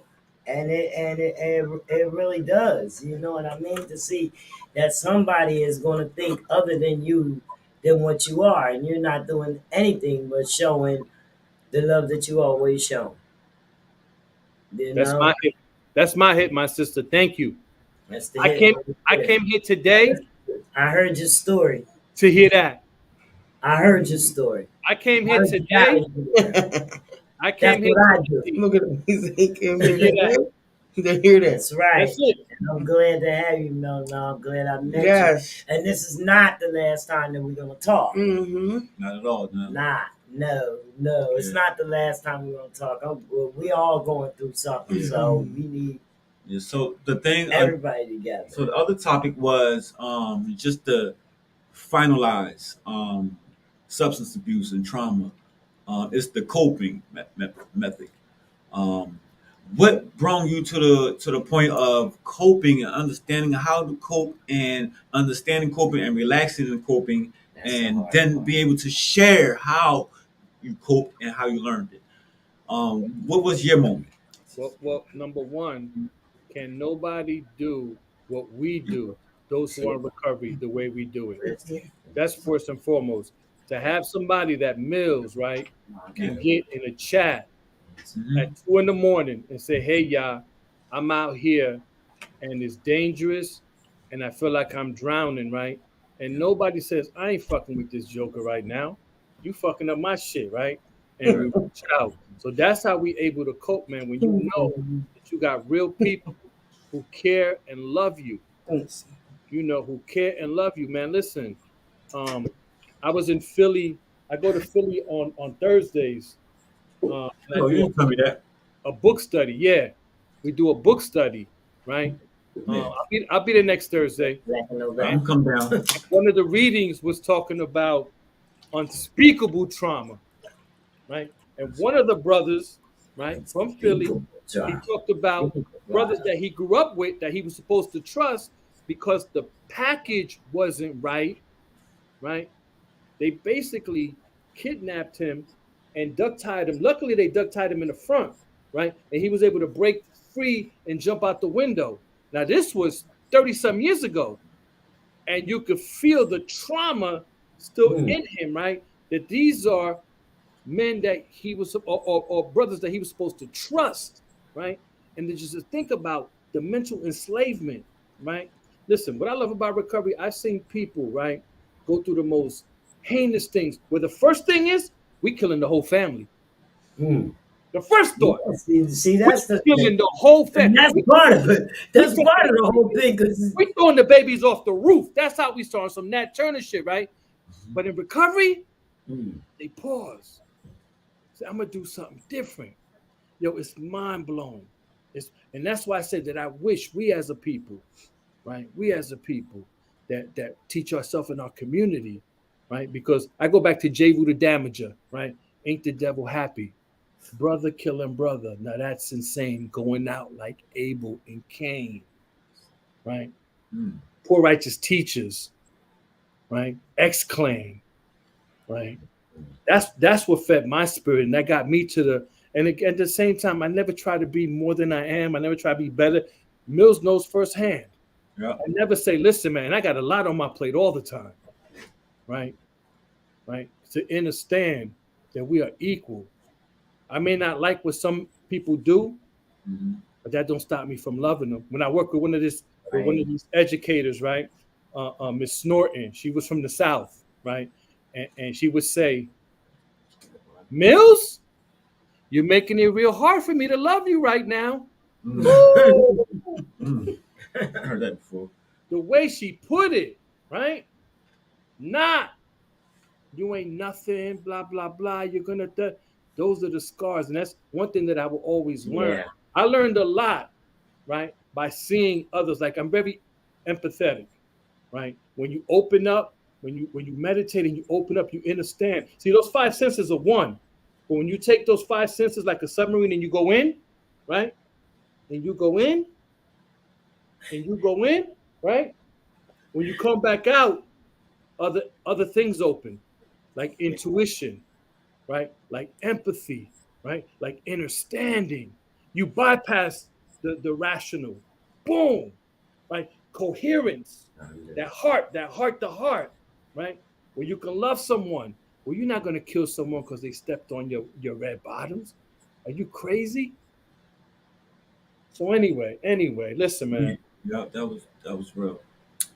That's what we try to do, deal with these type of issues here, at the podcast. If, like we said, if we could just, save one life, but you know what I mean, we making a dent in it. You know what I mean. I know we can't save the whole world. You know what I mean. But somebody could hear us. Like one person, Somebody could hear us. two people. Yeah, When you just said that, right? It took me back to a story that there's two people on and they see all these starfish, right? Now they need to get in the water. And he's like, yo, it's too many of them. They're not gonna, and you can't make a difference. And the person grabbed one, threw it in the ocean, said, I made a difference to that one. Yeah, to that one. One person. So that one. He was dried up, starfish need to be in the water. Right. So so what I was also wondering was what kind of encouragement or what kind of suggestions that can help guide someone at a young age or older age or somebody that has no idea of what, how, who, what, when, how, and where to do in trauma. Say that. In the trauma situation and substance abuse. But we have to understand, we all suffer from trauma because we're at war and we've been at war. Right? We've been at war. We don't know, what are we? Oh, listen, it's 2022. We're in the age of information. Are we black? Where's black at? Are we African American? Where's African American at? I know Mexicans come from Mexico. I know Canadians come from Canada, right? They won't let us Where do be. we come from, right? Right. So that's number one. So just think about I don't want to go over that with a minimum concern. When grandma said you got some Blackfoot in you, well, grandma was almost 100% right. You are Blackfoot. But anyway, I don't want to go into that. So just to show you how deep the trauma is, that we don't imagine a cat being brainwashed and believing it's a dog, right? And the cat can kill the meanest pit bull. That's a bad cat. But yet the cat wants to bark, it wants to eat dog food, and wants to roll in a pack. You be like, there's something wrong with that cat, even though it can kill the meanest pit bull, right? Because it's not living in accordance with its nature, right? So we also, number one, how bad do you want it? Because we talk about desire, right? You could pray over someone. You could, and one thing I've learned, right? through experience is not to want something more for someone than they want it for themselves. Right? I'm going to match your willingness.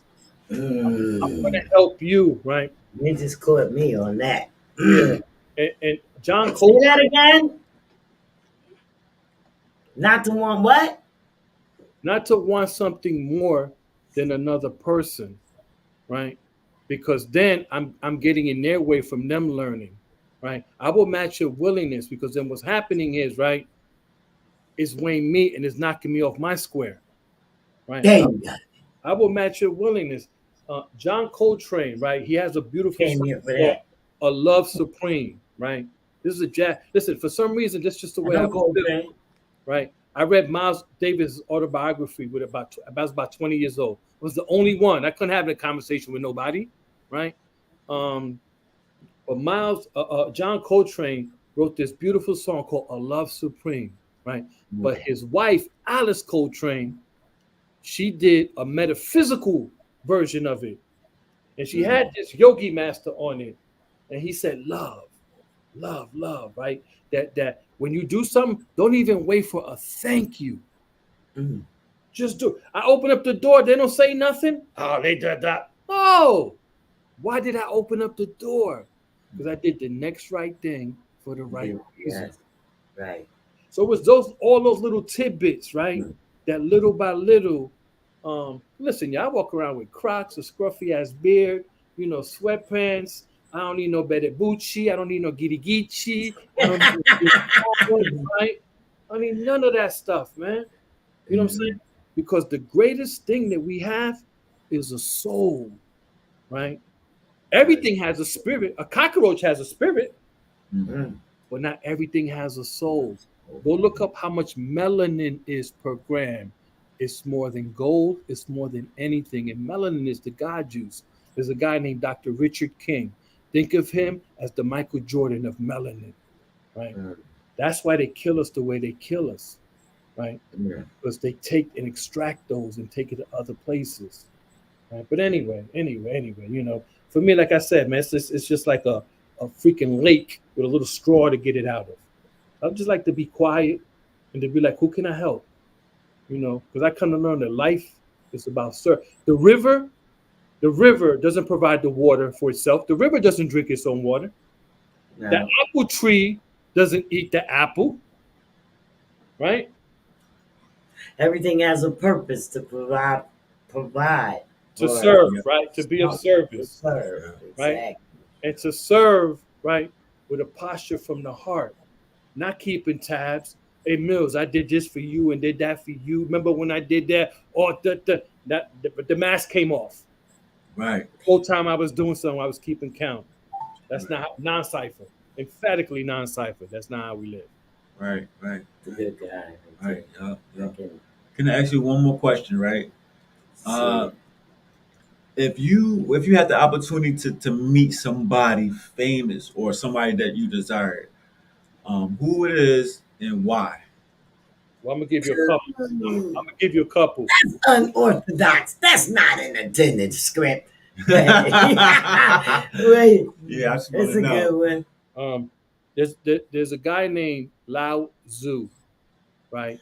Tao, the Tao. Behind the Bible, the second most translated book on the planet is a book called the Tao Te Ching, which is the way of virtuous power, right? And they call him the old sage. He wrote this book, 81 verses. And it basically says that the Tao that can be spoken of is not the true Tao, but yet it goes on for 80 more verses. What the hell does that mean, right? And it basically studies nature. And what I love about it is that he describes nature as the feminine, right? So I would love to and listen, to keep it 100, I know I lived on Wu Dang Mountain with Lao Tzu, right? Because when we come in Japan, right? If you go back and look at the old 90s Highlander TV series, right? Yeah, I remember that. Right? And you see, like, something happens and it triggers a memory when he was in another life. Always. What we don't understand is the power of the soul. Now, listen, motherfuckers be like, yo, he crazy. What he talking about? He ain't talking about MC, whatever the fuck, rapper, Bucker. He ain't talking about no fuck. No, listen. There's levels to this shit. You know what I'm saying? There's levels to this. Definitely. Who are we? Right? The greatest is the who are you? You are a piece of God. And when you understand that and you live your life like irrespective of external, irrespective of the paper, the monopoly paper you got in your. If you ever take out money and you look at it, it's the same colors as monopoly money. Most people don't know that. The five got the pink, the 10 got the green, the blue. Oh, it's same colors, right? Because what we got is greater than any of that stuff, right? So I'm grateful that I always knew that, and I love our peoples, right? You got Dominicans, right, who despise the Haitians, and that rips my heart. That rips my heart, right? Why? Really an input. Yeah. So Lao Tzu, Malcolm X. Listen, Malcolm X never went to college. He never lost a debate. He taught them motherfuckers out the frame. There's a book called Malcolm's Speeches at Harvard. He tore their asses out the frame. So why you choose these people? Well, because that's what the universe. Those are the people who awoke me, right? Again, I got a shrine in my basement just to El Haj Malik Al-Shabazz, to Malcolm X. My son was born on Malcolm X's degree day. That's not by accident, right? And how Malcolm went from being in addiction to raising yourself up. He didn't do it through the rooms, but he did it through his religion, right? Because there's many ways to get home, right? So a man like that who was so powerful, right? Who was so powerful. I met KRS-One a few times. I love him. His lectures, his books. I just wish we as a people would be mindful of what we absorb. I don't listen, and listen, I'm gonna keep it. I don't listen to Hot Shit 97, Non-Power. I don't even know the stations.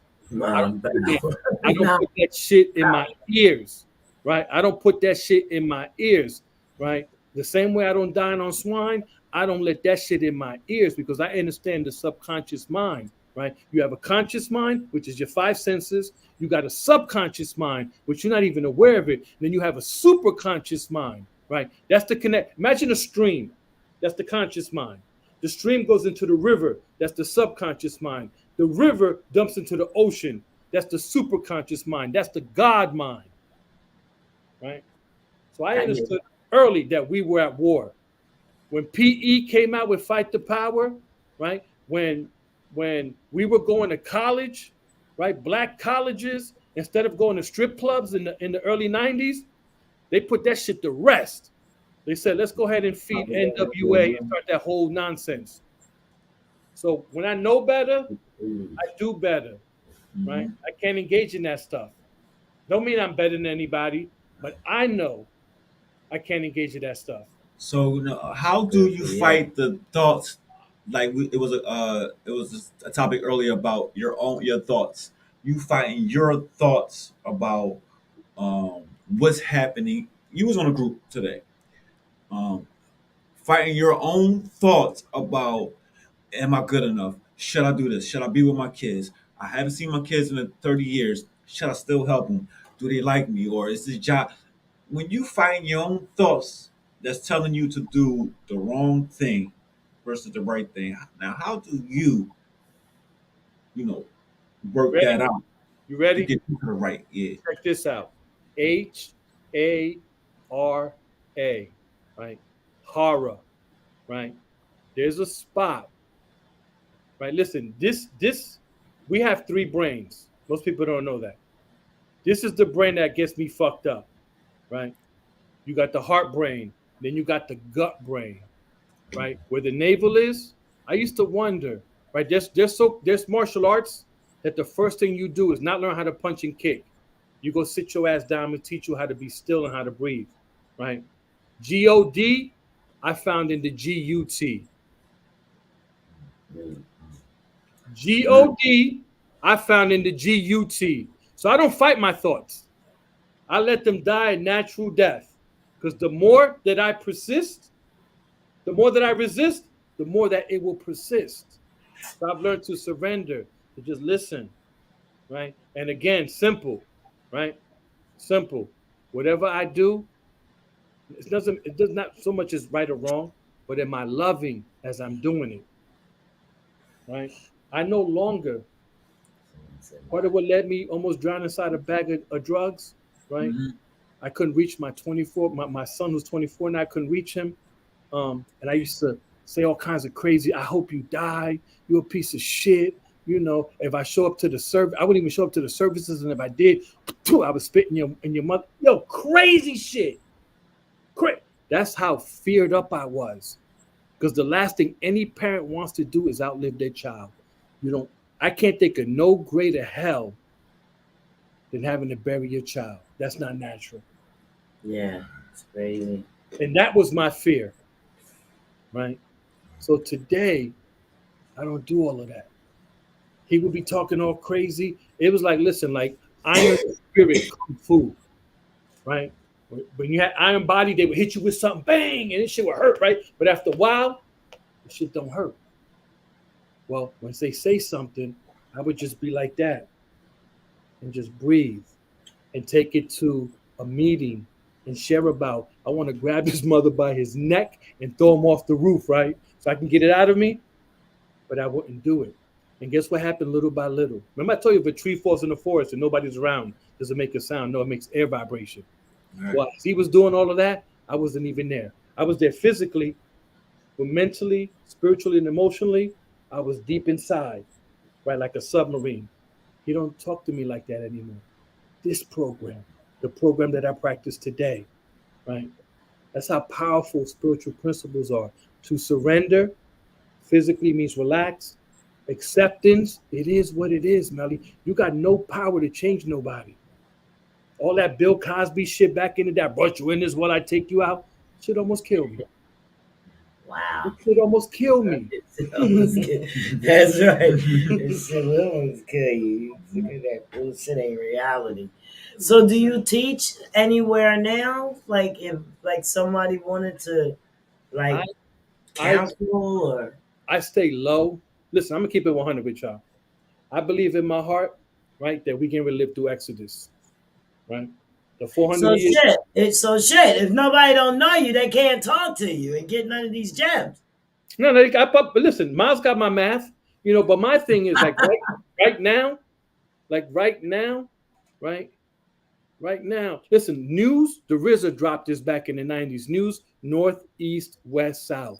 So Yeah. I'm mindful of what I get from them, right? But what I do watch is the 6:30 news, right? So I get to see they playing chess and the masses are playing marbles, right? So I grabbed the book of Enoch off the shelf. Now I'm playing Enochian chess, Mm. right? So I just sit in the cut. I got to be here for my wife, as she goes through, walk through that, be home for my children. I used to be all over the place making meetings. Today, I could jump on virtually, get fed, help somebody, right? Stay alive, right? Grow Yes. better, right? But most Yeah. importantly, today, I stay in position for my family. Listen, So I'm fortunate. My Grateful to house, have you. my house is literally across the street from my mama's. We live on a one-way street. so Melly Mel, With grateful. what's the Very message for grateful. the day? And we will talk to you again. So, what's the message for today? Thank you, Melly Mel. I enjoyed the atmosphere that you brought. It was a strong and perfect lesson for this moment for somebody. For me, You because I know, think that what he said, the reason why he came in is the reason why I came as well. Because we both got an understanding, you know, I guess maybe you look for somebody to understand where you come from. I'm looking for somebody to understand where I'm coming mm, from. And you said some things today that enlightened my world. Like, I don't know you that good. We can't talk about it right yeah, now, but yeah, you know. yeah. And another thing is, Ms. Mogul, she's doing some things about trauma, brain injury, and Mhm. everything else. And she's from Jersey just as well as she's from Jersey. I think this will be a great connection to Mhm. help build the brands that we're all going Right. towards. So I would like to, keep this unity, and we'll Here you talk to you come, soon. man. Yeah. So give us a word for the day that can help and bless those that's listening. The most powerful force is love. Love self and then love others. And if I can't love myself, let me love another so they can teach me to love myself. Peace. Peace. Thank you so much, man. Now keep in touch.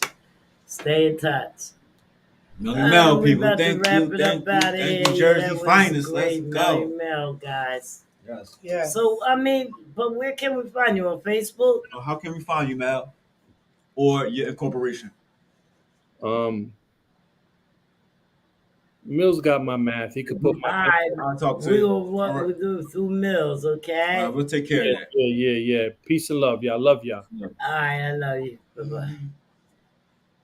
That was so nice. He's a great Yes. soul. Yes. Yes. Yeah, he's a great soul doing good things for the community and all that reaches people. I don't think he's actually doing it out of love, because he definitely is not doing it like an agency or whatever. You know what I mean?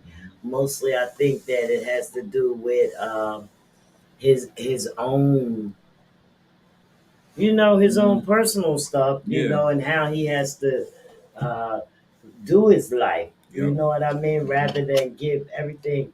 Right now, it seems like he can't give everything to someone. He has a lot to give. Right. You know what I mean? He has a lot to give, and it seems like right now, with his situations, that he can't really give a lot to whatever, but he gave us a lot today. And he's going through a lot of personal. He's going through a lot of personal pain with his family, and the main. He's been living with a lot of personal pain with his family. And he's being strong through it, and he's not picking up a drug or alcohol to cope with his pain. And that's what the things that we want to learn here. You know what I mean? We want to learn how to deal with whatever we got going on, whatever we have to deal with. And that's why he said it's not good to hold it in. To which he made a valid point. He's gonna talk about it because you don't want to hold it in. Like that's starting over another trauma. And the fact that the point being was he never had to cope with anything because nothing in his life was out of the ordinary for him to cope with. He didn't have them family dynamics that most of us have inside the environment and dealing with. He didn't grow up with trauma. So the first time he faced on trauma, it just basically did that impact. Like we always talk about, it impacted his brain. Gave him that altered brain matter. Now, altered brain matter and mental impairment. And then after he went in mental impairment, he picked up an abnormal use. And then his abnormal use gave him what he coped with a long time until he figured, because of his mental state still led him out of it. He was still in the educational world. He was still basically still head on a right way because the trauma he didn't grow up with it. So he was still consciously aware that something went wrong. He had been learning the whole way.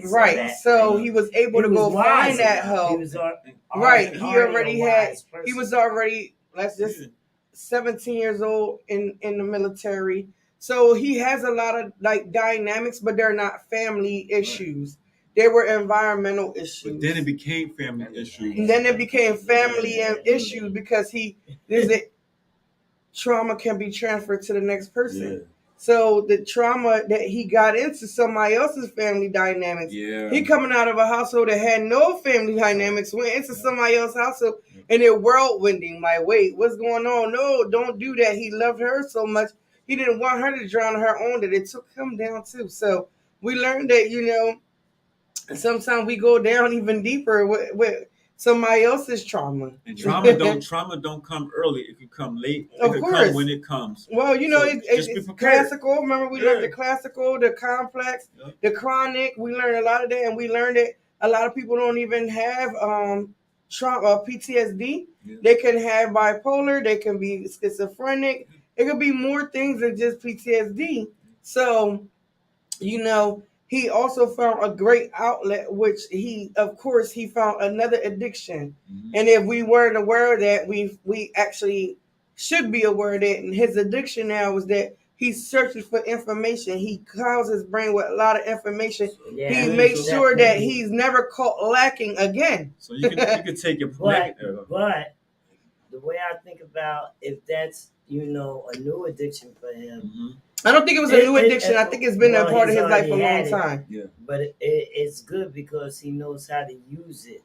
You know what I mean? Right, to keep himself So together, like aligned. Use it exactly. What you said, keeping yourself aligned, using it to his advantage. You know what I mean? He knows that he has a condition, but if I do this, you know what I mean? Yeah. I admire him. Yeah, so it's all about, man, knowing that, pain comes and goes, knowing that troubles will happen in your life, and it's about acceptance, and it's about pouring out what you're feeling and sharing what you're feeling regardless of your certain situations. And don't worry about coping with drugs and alcohol or the things that would take you off square. Stay on the script. And what I want to say is, before we go, a lot of us, have loved ones and stuff out here, or people that we care about much, going through things, you know what I mean? And then don't ever want people to think that you don't understand what they're going through. Maybe you're going through something yourself and you just can't see it, or you can't deal with it at certain times, Let's take, for example, Melly Mel. We want to talk to him some more, but he's not really wanting to like give himself all to everybody and just be available. Right. You know what I mean? Everybody is not mentally or physically available to deal with every problem or your problem. Sometimes the person that's been the strongest in your life break down too. They break down. Sometimes you gotta take it to a professional. And if you don't get this now, you will get this later on. As you recap this video, you will get it. And when you recoup. And just like Nazia says, the greatest thing of things is love. Love. And you don't want to act like nothing was never there. If you have you had love, it's always gonna Shout out to Nazia. Nazia Istelin. She is the founder of Saving Grace Ministries here in the city of Camden. Wow.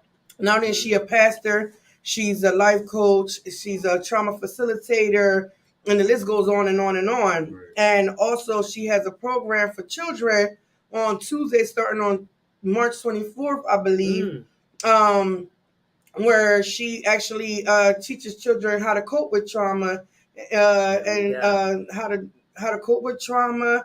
And a lot of these children that come to her program have parents that have been murdered, come from all type of family dynamics. So, of course, her treatment is always and first and foremost is love. Secondly, she teaches them how to cope with it, and then she gives them a safe haven, somewhere where it's a safe place. And then she also has on Thursday, starting soon too, called Healing Hearts, where she takes adults and she teaches them how to heal and how to basically cope with their family dynamics and situations that had happened to them in the past. What's up, man? So her name is Nazia Easterlin on Facebook. Her organization is called Saving Grace Ministries. She also has a podcast that I was a feature on called Saved by Grace. She brings a lot to the platform, so definitely check her out. She definitely is someone that understands pain very well, because her and her organization started with her ex-husband being murdered here in the city of Camden, and when she rolled up on him, he was riddled with bullets. She's talking from a point in a place where she had experienced trauma. Right, man. We need her in here. Yeah. We need you. Show what you got and let the people know what you got. We need her in here. So we need her strength and her story. I'm actually on her board.